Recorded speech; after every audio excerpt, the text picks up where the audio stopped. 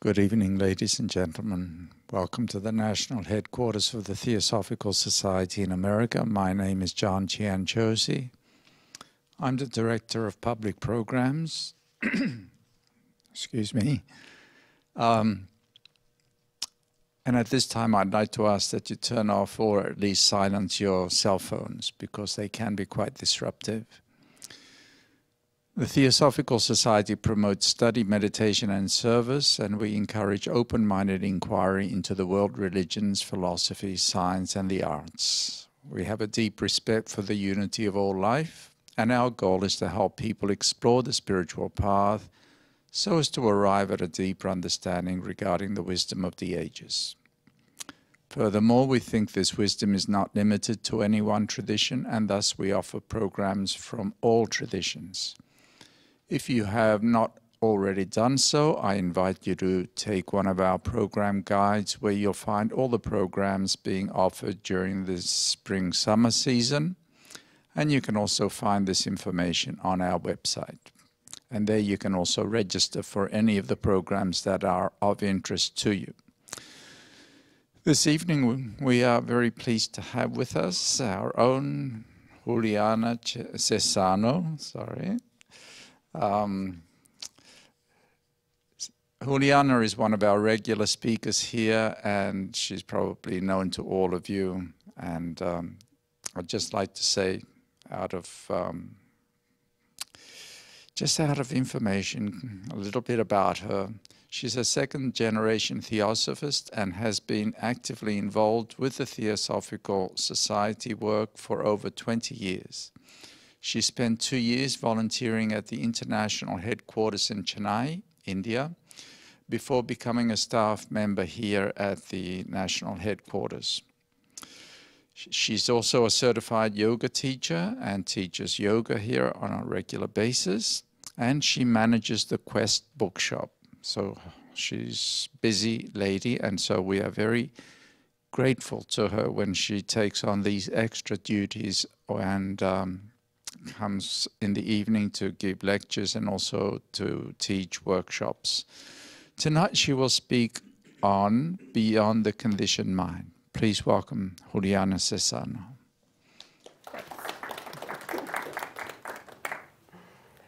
Well, thank you so much for being here tonight. I really feel among friends, among seekers, and I'm simply here to share my own findings, the place I find myself at this point, and hopefully it will be an inspiration for all of us. I believe that every time we get together, there is an additional component that comes through, and hopefully this will be one of those cases.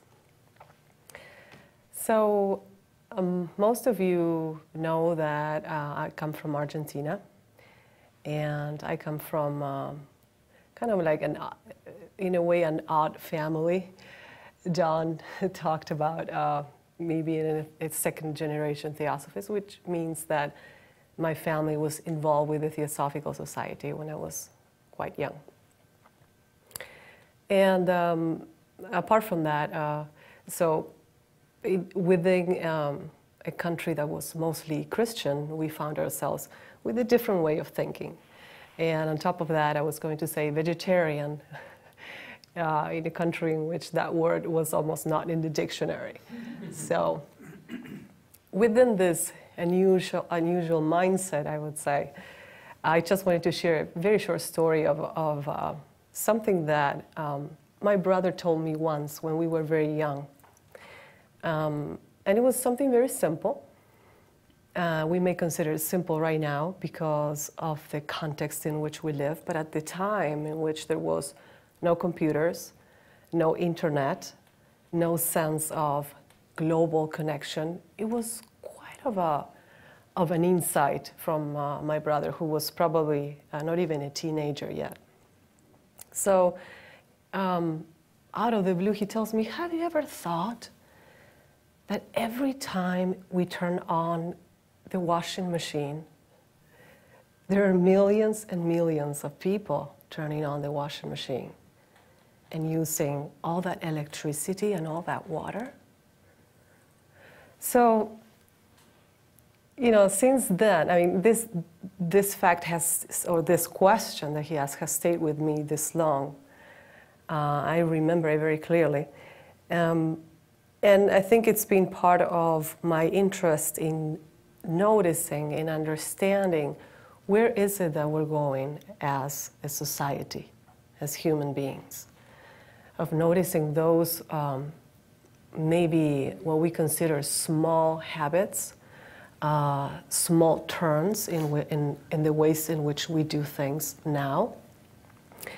And how is that affecting our minds, our emotions, and our general health and our, in a way, spiritual perception or practice? So one of the things that I reflect about the most is how our daily activities have changed. We used to be, not too long ago, we used to be farmers. And in that context, we would be in touch with nature on a regular basis. We would learn the ways of nature and the laws of nature and work with her. We would be in touch with the earth, with the plants, with the cycles within cycles. We would use a lot of skill, a lot of almost like artful skill to survive. And so we will build tools and structures and buildings and even houses. Baking was a very, very common fundamental thing. And little by little, we've been moving so far away from that. And I believe that we have a lot of advantages that come from technology and from this modern way of living, but at the same time we have moved away from something that is fundamental for our well-being. You know, right now we can literally push one button and in 2 days we have a box at our door with anything we want. Yes, we may not have the money to buy the most expensive version of that, but there's, for sure, there's a cheaper version of it that we can get. So we may believe that this satisfaction of the desires of the things that we want may change our nature, may make us feel happy, make humanity feel fulfilled. However, I am sure that this is as well your experience, that if we probably know someone who is suffering from depression, or we suffer from depression.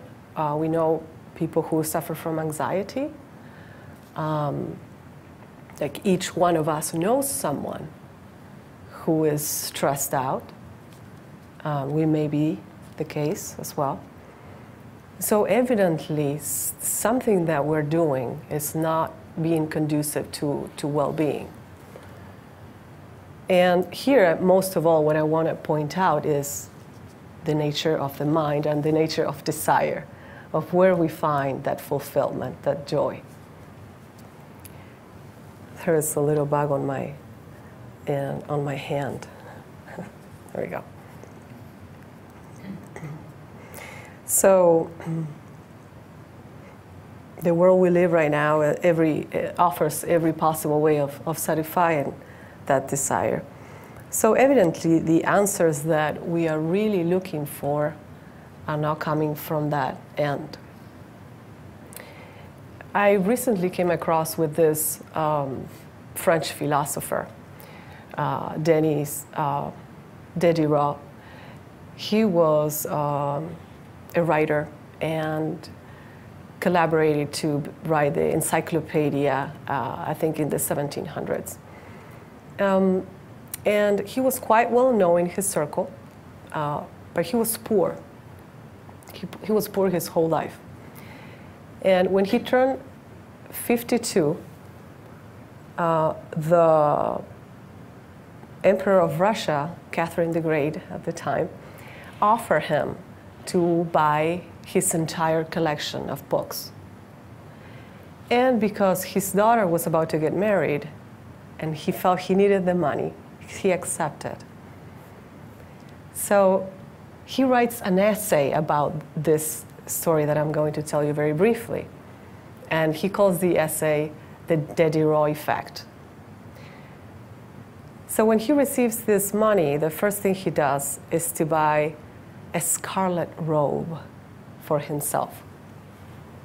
He was very pleased with this robe. And the texture and the softness and the color was incredible. He was so happy with it. But all of a sudden, he realized that the robe that he loved so much didn't really match anything he had in his house. So he said it was sad. There was no unity anymore. There was no more beauty. And so he had to buy a rug. So at least those two would match. There would be some unity. And, but of course, then the rug didn't really match the chairs on the table. So he had to buy new chairs, new table, new sculptures, and you get the point. He was trying to point out at materialism and how tricky it is. I mean, how much we can kid ourselves and think that, maybe raising above the social level, we will find what we want. In my case, I just wanted to bring that as an observation of the nature of desire and the nature of what sometimes is called the desire mind. So this is something that we not only do with possessions. This sense of dissatisfaction can come at any given point. We see that people who find themselves in very hard circumstances are having difficulties and dissatisfaction. But also you see that people who are living what we may consider to be ideal situations are also having a lot of unhappiness. So where does that desire come from? Where does that dissatisfaction come from? What is it that we are all really looking for? So some traditions consider desire and mind one unit. And if you observe your own life, you're going to see that the moment a desire arises, the moment you have an emotion, there is a connection with the thought. Either the thought brings the emotion brings the thought, and then there is a chain of action and reaction there, and sort of they become one. So we can talk a little bit about the mind. Some traditions have spoken of the mind in great detail, and since I come from the Theosophical tradition, I'll bring that element, but you can find a lot about this in Buddhist teachings as well, for example. So in Theosophical text, you will find that the mind is this element that is called, you're going to find it in the texts as manas, M-A-N-A-S. According to this teaching, normally we associate the mind with the brain, with whatever is inside our head, right? We talk about the mind and we think of this area of us. However, this teaching tells us that mind, let's say with a capital M, is a universal principle. At its own level of existence, it is universal, it is eternal, it is boundless. It is the intelligence that guides everything that we see in nature. When we look at the perfection of a flower blooming, that is the intelligence of manas, of this universal power. When we see the perfection of the formation of a fetus inside the mother's womb, there is this universal principle, this universal intelligence moving underneath that process. So It is also an impersonal intelligence. It's not personal. It doesn't choose or think in terms as we normally understand thought at a personal level, right? So the teaching says that a ray of this universal mind in a way descends, and pardon the words that I'm going to use because none of them are really going to represent reality, but it's just a way of understanding the subject. So this ray of intelligence covers itself in denser aspects and denser matter and becomes a human being with emotions, with a physical body, with a body that feels through the senses, and that's what we call the human being. This teaching also tells us that this mind is dual. So it has the capacity to, on one hand, connect with this world. It gives the human being the capacity to connect with this world. So it provides memory. You know, we remember what we did last week, we remember what we did a minute ago, and that's how we can survive. It provides intelligence. We gather here and we think about these things. It provides us with the capacity to feel the body and to recognize things through the senses. So that is what we normally call the personal mind. Sometimes it is called the lower mind.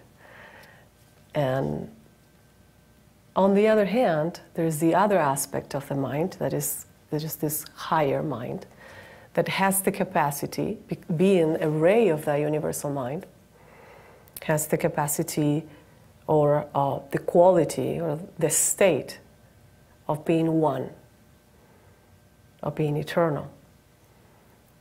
It is, in a way, our closest to the divine.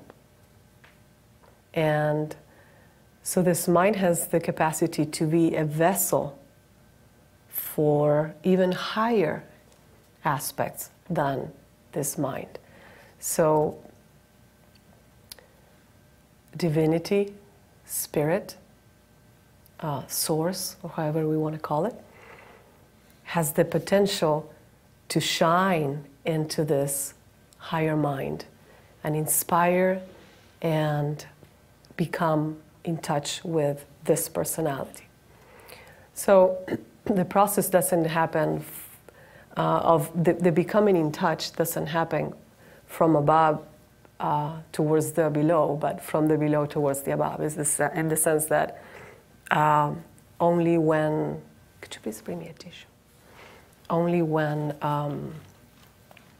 we aspire towards this oneness, towards the divine, we may become a vessel for this force, for this source. So, in the process of incarnating, in the process of becoming this human being that we are, much is lost. We lose the sense of oneness. We lose the sense that of being part of that unity. Thank you. If you excuse me.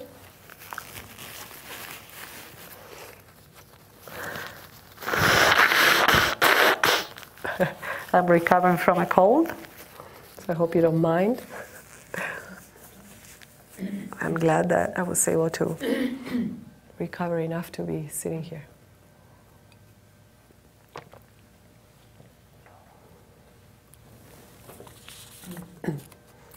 So as I was saying, we, in the process of incarnating, of becoming this human being, we lose that sense of connection with the divine. And instead we become more connected with our personal self, with our separate self. And that is quite understandable because that's all we perceive. That's mostly what we perceive.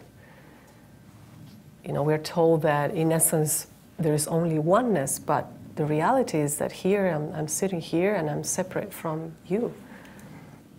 So this is what the mind, this personal mind experiences at this level. So we take that as to be the reality. And we begin to try to find solutions, answers, happiness within the realm of that mind, of that personal mind.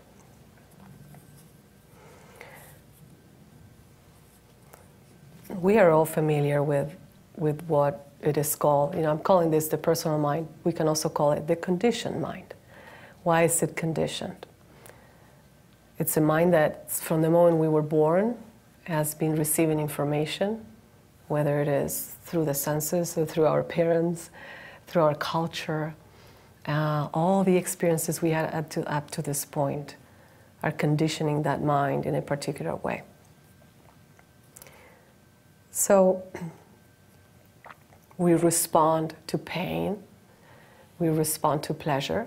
We feel pain and try to reject that.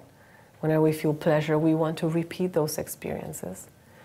We feel attraction and aversion, the attraction to the things that are like us, or the things that we feel in tune with. And we reject those that we don't feel in tune with. So these are some of the features of this mind and of this existence through this physical body. So we feel separated from others, and one of the main characteristics of this mind is this self-interest, this maybe centeredness, we could say. If you notice, any given day where your mind goes, it is normally has to do with something about you. So it can go a little further than that, but normally it remains into the field of how this affects me, or it goes from here into that.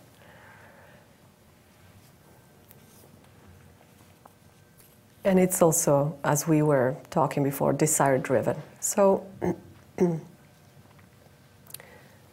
even though this mind is conditioned, as we are saying, it still carries that power of the universal mind, because it is a ray of it. It is a reflection of it.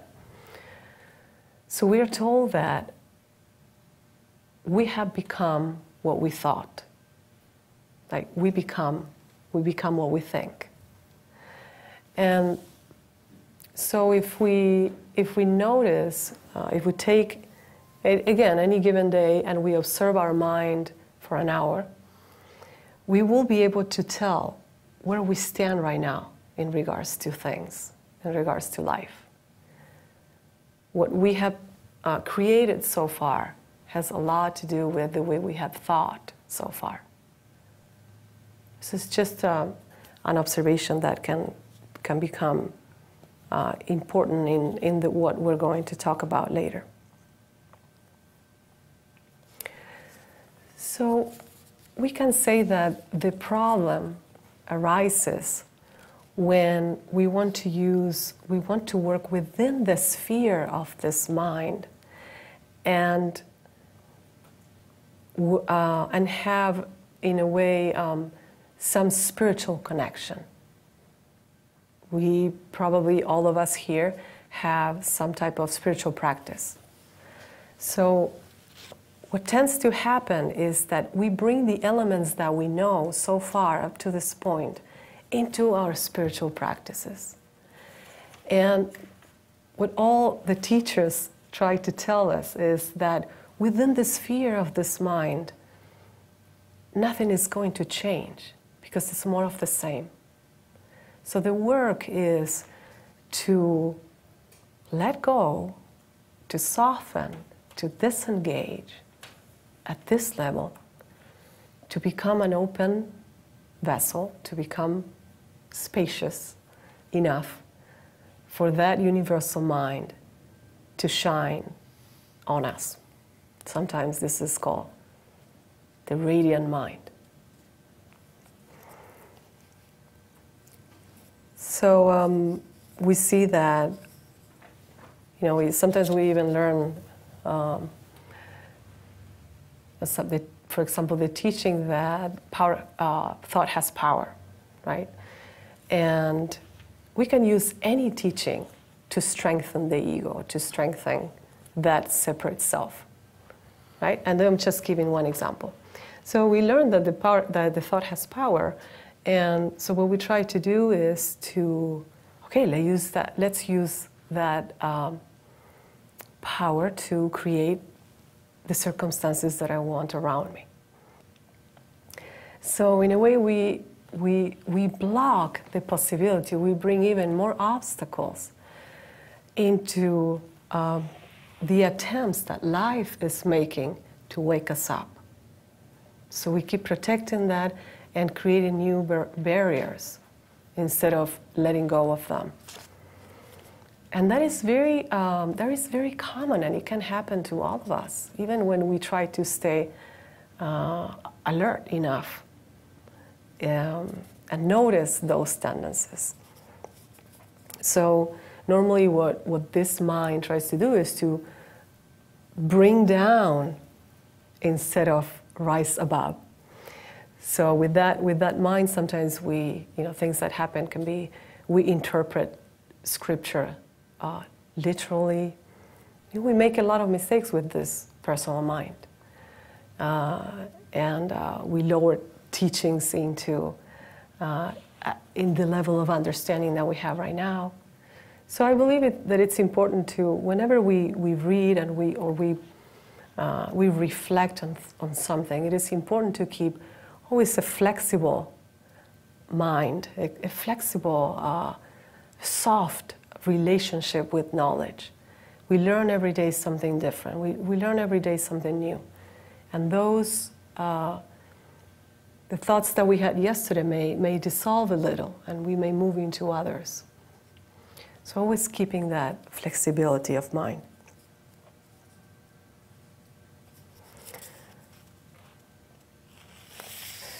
The former international president of the Theosophical Society, a very wise lady who passed away some years ago, once said that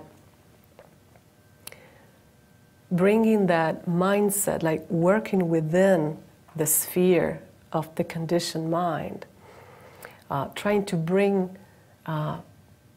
be free, or trying to bring a solution from that same context, is like asking the thief to be the policeman. And I thought that was a brilliant metaphor. So we're asking, something that cannot be something else to be that, right? So one of the things that we're warned about over and over again when it comes to those tendencies that we bring from the personal life into the spiritual work is ambition. So ambition is a quality that is very valued in the world. It is what is considered to be something that brings success, that allows us to be driven, to have a purpose, and things like that. But when it comes to the spiritual practice, it is completely counterproductive. There is this philosopher, and who you probably know, Jiddu Krishnamurti. He was also, I would say, an expert in human psychology. He said something very simple. He said, you cannot meditate if you're ambitious. And, taking a first look at us and, noticing, am I ambitious? We may not see the ambition at all. It's like there are so many layers and so many levels of ambition. So maybe we're not bringing ambition into the work in a very concrete or visible way, but sometimes we can notice it in other ways. So, for example, if we feel frustrated or angry or disappointed because things are not turning in the way we're expecting them to turn, that is a way of ambition. When we criticize others, criticism is mostly a way of feeling superior than the others. So that is also a way of ambition, is believing that it's wanting to be better than the others. So what happens is that then when we sit to pray or to meditate, that ambition comes with us. And it's a huge obstacle.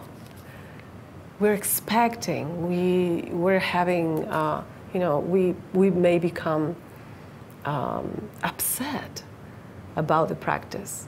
And this is, the practice itself, whatever it is that we do, needs to remain untouched. I mean, so pure. Because the moment we have a difficulty with the practice, we may drop it, right? So it's a place that we need to keep to regard very sacred. So take this example of like walking into a temple. If you go to India, you cannot have any personal belongings with you. You have to take your shoes off, and then you walk into the temple. And it's the same thing with any spiritual practice. We first, before we sit, we try to, we take our shoes off, our personal belongings, and as much as we can of all the baggage that we bring with us, and then we sit and do the work. In one of the Theosophical classics, so there are some books that are tiny little books that are considered Theosophical classics because they've been within the Theosophical tradition since its foundation, practically. And one of these books is called Light on the Path. It's one of my favorite books. And in this book, it is said, the warning is very strong. It says, kill out ambition. But then it continues saying, kill out ambition, but work like those who are ambitious. So it is not about killing the inspiration or the drive or the intention of having a practice.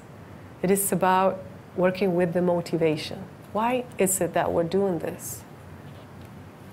What is moving us to do this?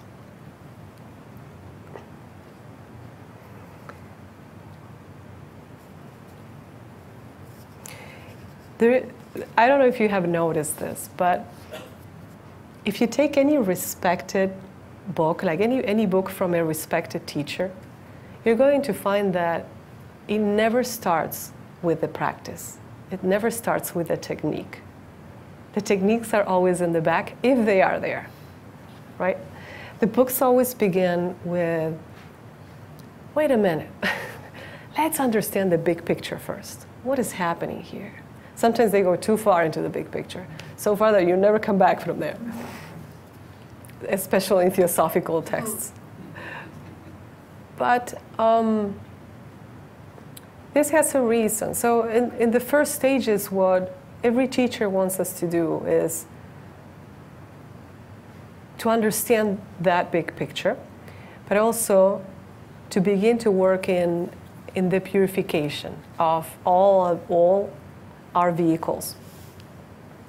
So, notice, your habits. Notice what you eat and how much you eat, and your cravings, and what type of thoughts you have, your emotions. Trying to understand that we need to be whole or healthy before we embark into a spiritual practice.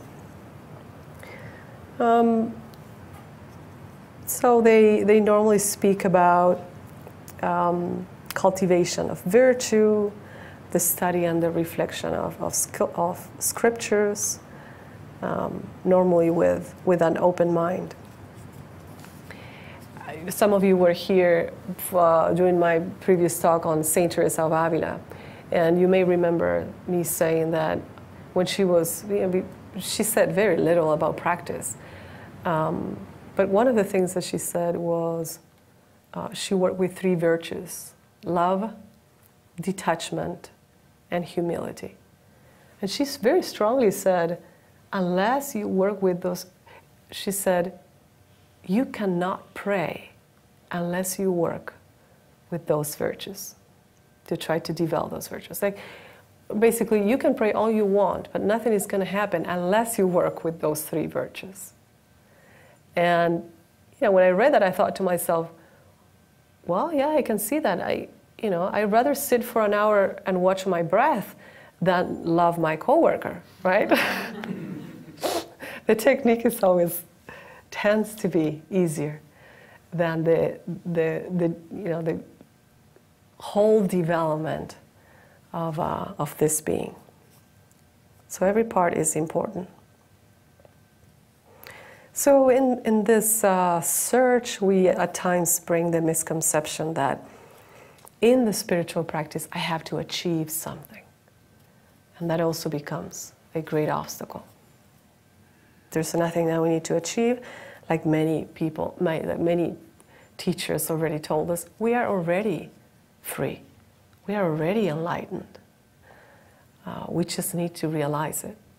We just need to move the obstacles that we put in front of us, dissolve the walls that are in front of us, and become in touch with that.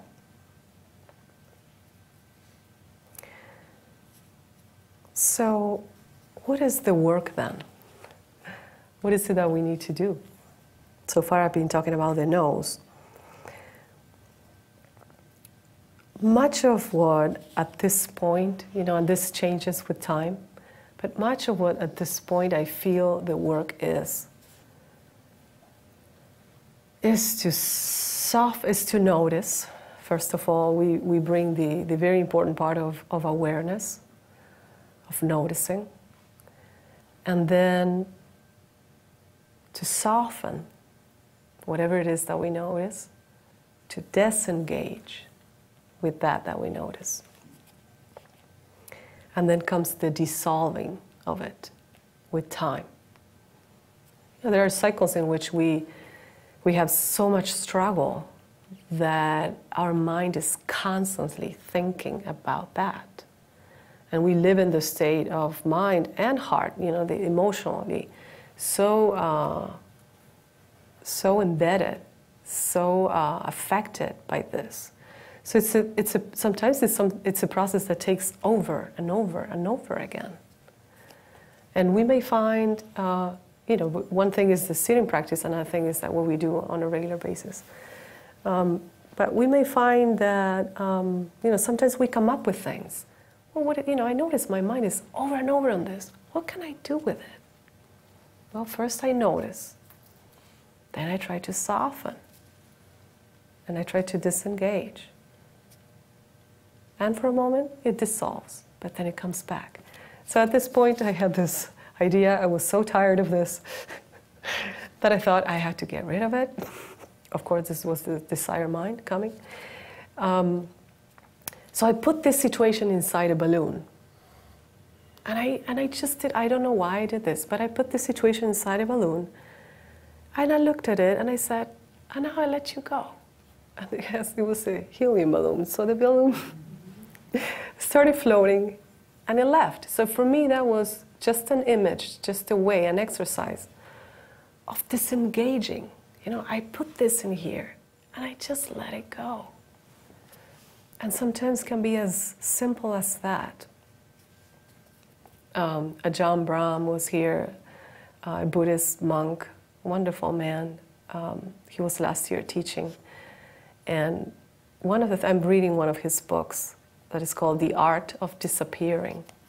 So that gives you a sense of what the work is. But he talks about, he uses a phrase that is, he says, it's none of my business. So the reaction I have about this, situation in the family, it's none of my business. I can disengage. The reaction I have with, at work with a coworker, it's none of my business. I can disengage. And, this doesn't mean that we're going to be indifferent to people, that we're going to be indifferent to ourselves.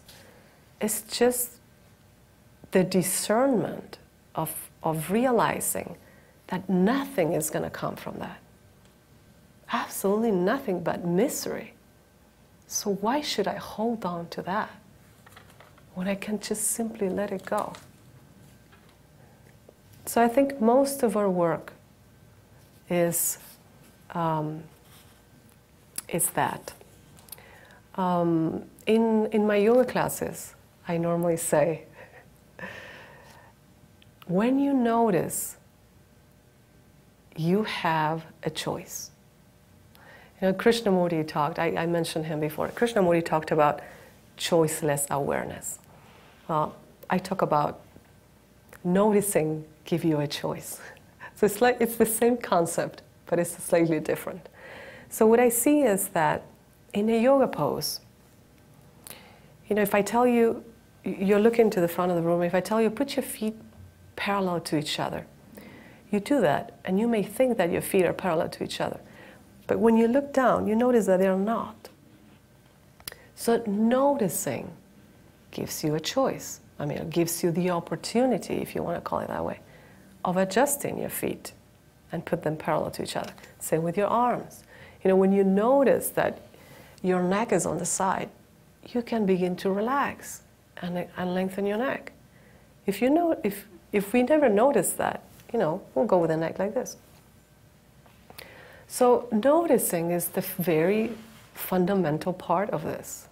Becoming aware of something that we haven't been aware of before. And normally what happens is the mind jumps so fast into conflict or desire or emotion, distraction, whatever it is, that we don't even notice. So if we have the capacity if we begin to cultivate the capacity to slow down a little bit, we begin to notice.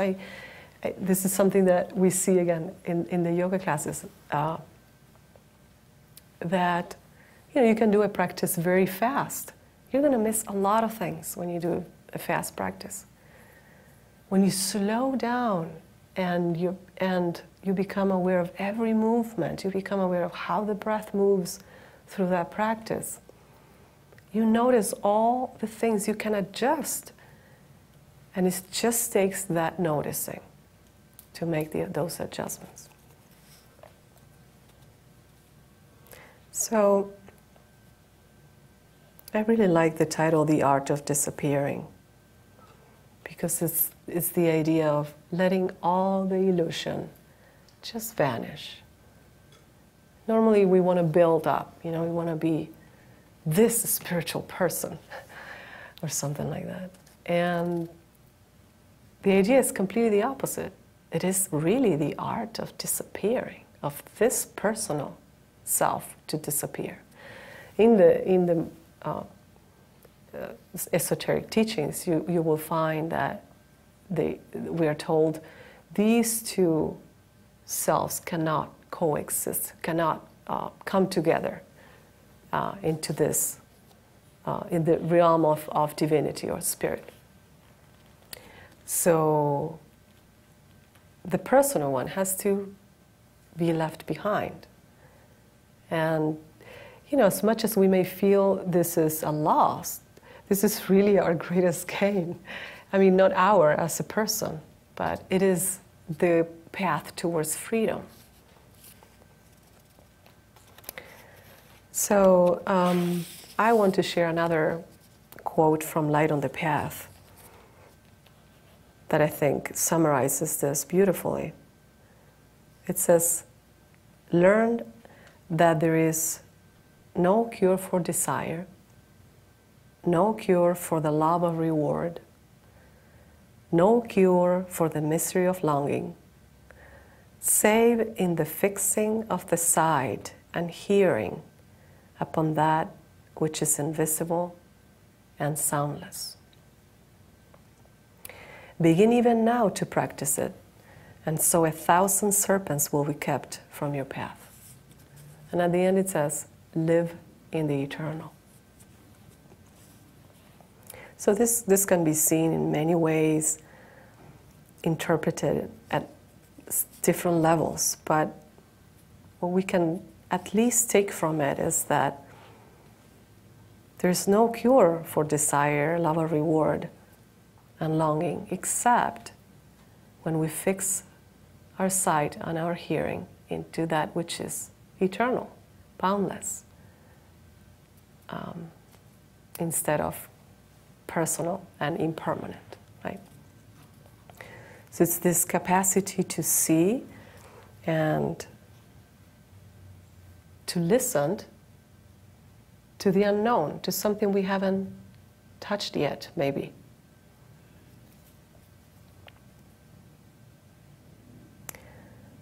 Sometimes it helps me to see this in terms of vibration.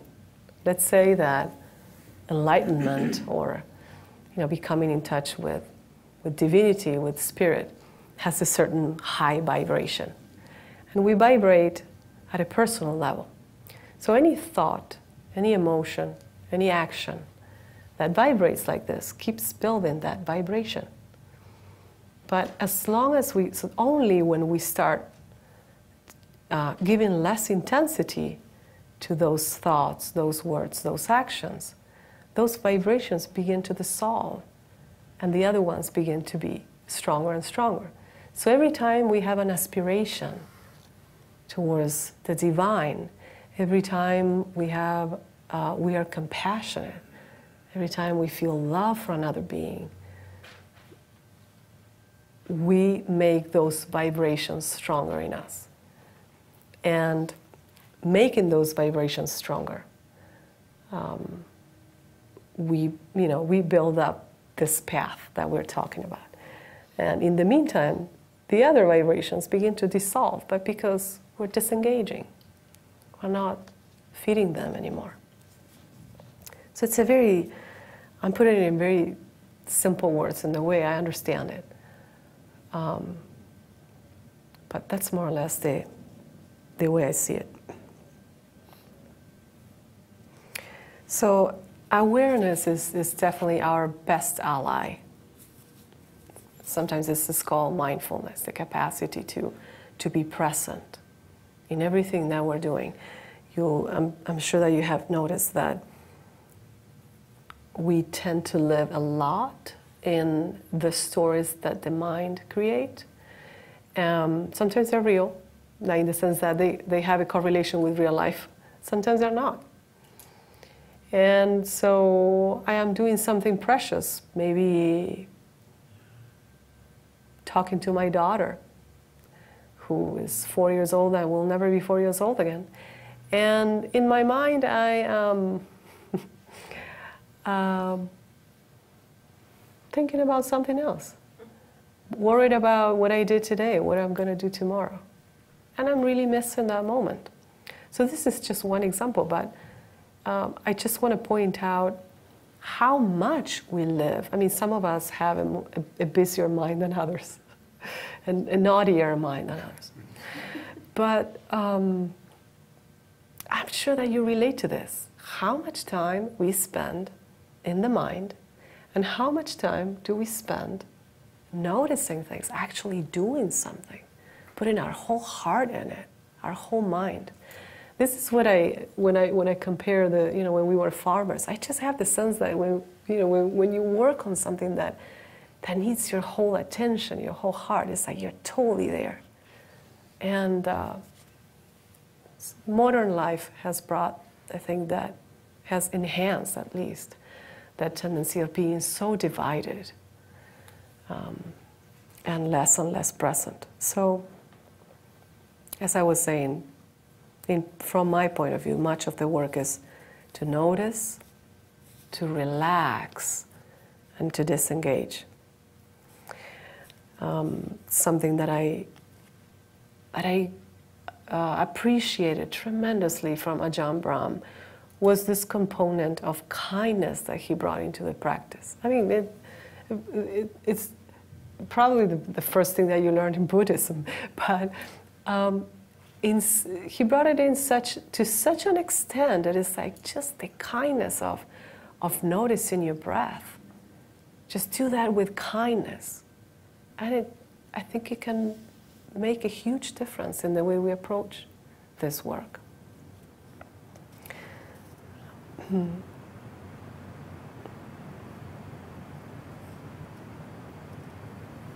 So,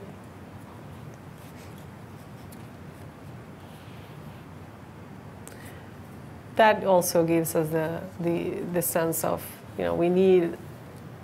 we can cultivate a mind that is less busy and more still. And we can certainly, once a day, twice a day, we can sit down and do our conversation with our higher being in any way that we want. And I'm seeing it in this way because it could be in the form of prayer, it could be in the form of conversation. But it could also be in, eventually the idea is that practice take us to silence and to a deep listening. There is no way we can be receptive of something that is above us if we're not quiet. There's no way we can be a vessel of something if we are full. So there has to be spaciousness. There has to be some level of emptiness for us to be able to connect with this power.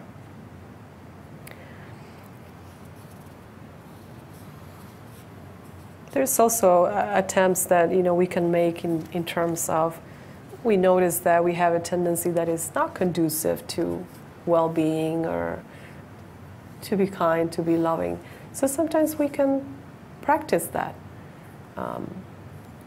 We have a hard time or a little bit of a difficulty being patient, let's say, or being kind, or thinking of others. At some point, we may find ourselves very much within this sphere of self-centeredness. So we may, plan things like, okay, I'm going to try to do something for another person today, whether they know it or not. Better if they don't know it. I may send this loving thought to, we can use the power of thought to benefit others. So think of this person who is in need right now, who's having a difficult time emotionally, physically, illness. There's so many ways we can help. So many ways we can help in, and that people don't even really need to know that we're helping. So that is also part of cultivating this this mind that is beyond the conditioned mind. And if we want to see it in terms of freedom, sometimes I like to think of it in terms of freedom, of being free. Free from this heaviness, free from this longing, free from the struggle. So little by little, we may discover a part of us, a part within us, that is free of craving, that is free of longing. It's this, we may find that this human mind can be in touch, can be illumined by the radiant mind.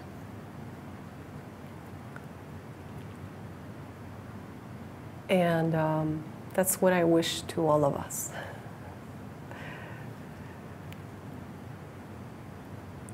And I think that's all I have to share tonight. So I really appreciate your presence. This weekend and on Saturday we will be meeting for a meditation retreat of just a day. and you're welcome to join us. Thank you.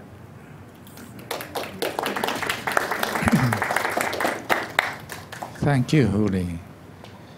Very meditative. Now we have to come back to using that thinking mind so that you maybe be able to ask a question. In case you have one, raise your hand. I'll bring you the microphone. We have one that somebody has sent in through the internet. I'll just read it out. When meditating, in order to quiet the mind, is it better to repeatedly force the mind to be quiet, or is it better to simply relax and hopefully just let the peace and quiet happen, similar to the way that we might try to go to sleep? Well, in my experience, we certainly do not want to bring any type of struggle or any type of force into the work. So if we want to force the mind to be quiet, first it will never happen. And then it is, again, is the desire mind trying to quiet the mind. So is again, the thief coming to the policeman training.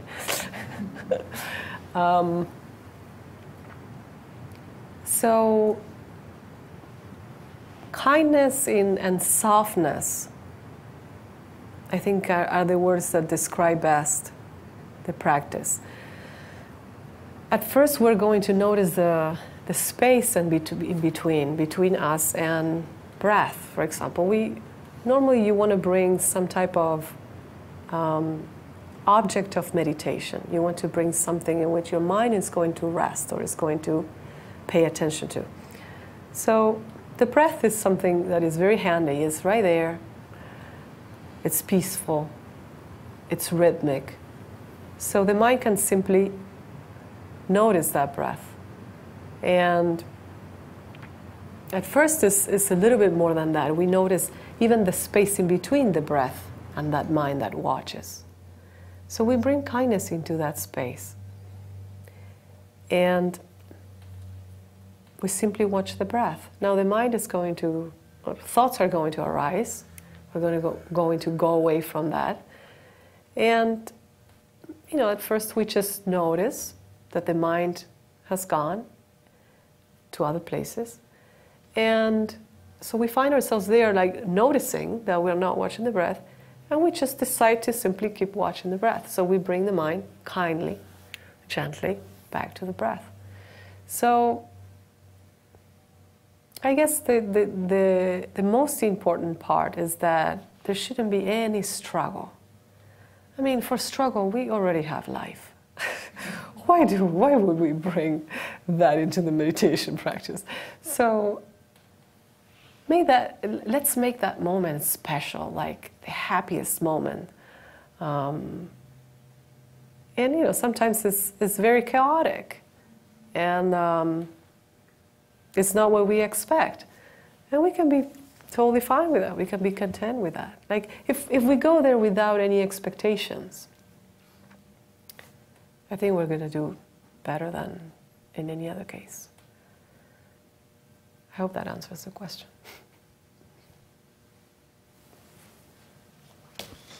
Another question through the internet. Thank you for a lovely lecture. Your gentle and gifted commentary on the Theosophical teachings is insightful and interesting.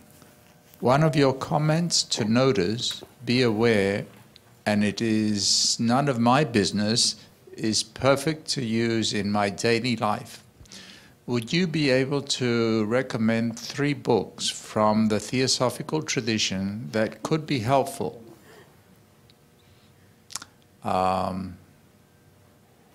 Light on the Path is already one I will get. Thank you so much. So 2 more books. That's a tricky question. That's probably the trickiest question I ever had. Well, if it's from the perspective of Light on the Path is a very inspiring book. It can be a little complex at times. I think that a preliminary book, if this is a person who's never been in touch with Theosophical writings, a good preliminary book is At the Feet of the Master. And it's going to talk about the preparation for this work. Well, the third Theosophical classic, The Voice of the Silence, it's also an incredible book. Also maybe a little bit complex at times. But these are teachings that we may not necessarily try to understand intellectually at first. We may just try to bathe in the presence of those words and let them inspire us.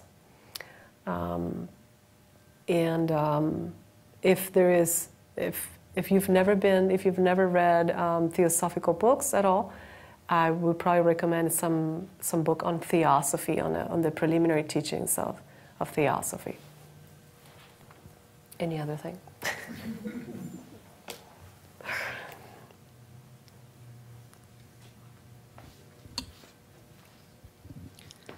So you were talking a little bit about ambition versus motivation, and it strikes me that a lot of people could easily convince themselves that they have this ambition, but that it's for the good, and that they can keep pushing them. So can you talk a little bit more of how you know when you might be going in the wrong direction with ambition, and how to kind of balance it with motivation? Yeah, that's a very good question, and it can be so tricky. I think that's a very difficult answer. In fact, all the warnings about ambition are there because it's such a sneaky thing. It comes through without us noticing. So it will always come back to the point that we need to stay alert to that growing within us. So whenever we feel that we're expecting something from it, whenever we feel that there is going to be some personal gain in it, whenever the motivation comes from something for me, those can be signs. And I think humility can help a lot with that ambition, to check on that ambition. Always erring on the side of humility, or always erring on the side of not wanting anything at all. I think that's the safest answer I can give.